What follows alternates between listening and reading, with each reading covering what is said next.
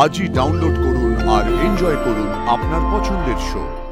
তুমি তোমার প্রেমিকের সাথে রংরালিয়া করতে গেছিলে, এখন ধরা পড়ে গিয়ে নিজের দুঃখভারী কাহিনী শোনাতে শুরু করে দিয়েছো। স্যার রূপমদার সাথে আমার কোনো সম্পর্ক নেই, ভালোবাসার সম্পর্ক তো নয়। কাল রাতে ও সত্যি ওই ছেলেটার সাথে ওই বাড়িতে ছিল কি না জিজ্ঞেস করুন। হ্যাঁ,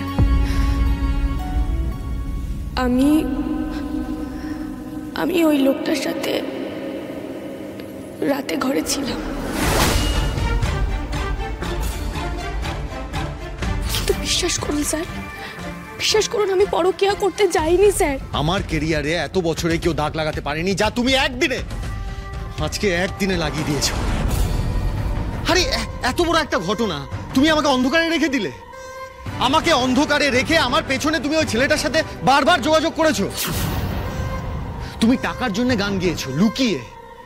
হাসি, আমি শিওর তুমি ওই ছেলেটার জন্যই কাজটা ধরেছিলে।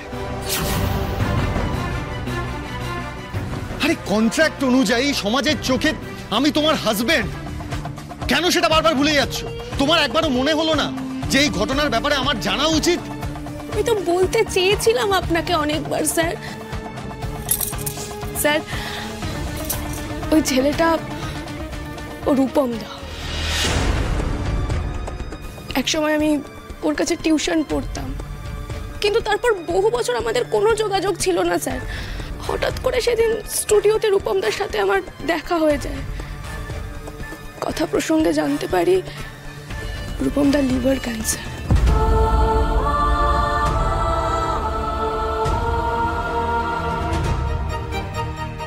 থার্ড স্টেজ, একেবারে মরো অবস্থা স্যার। অথচ ওর টাকা নেই যে ওর চিকিৎসা করাবে। ওর বাড়ি গিয়ে নিজের চোখে দেখলাম যে হ্যাঁ ও সত্যি কথাই তো বলছে। আমার কাছে হাত জোড় করে চিকিৎসার জন্য টাকা ভিক্ষে চেয়েছিল।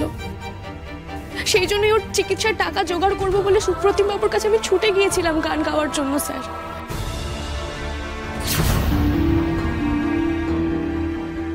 কাল রূপমদা ফোন করে বলল রূপমদার খুব জ্বর, খুব শরীর খারাপ, জল গড়িয়ে খাওয়ার মতো অবস্থা নেই। কি করতাম বলুন তো স্যার আমি?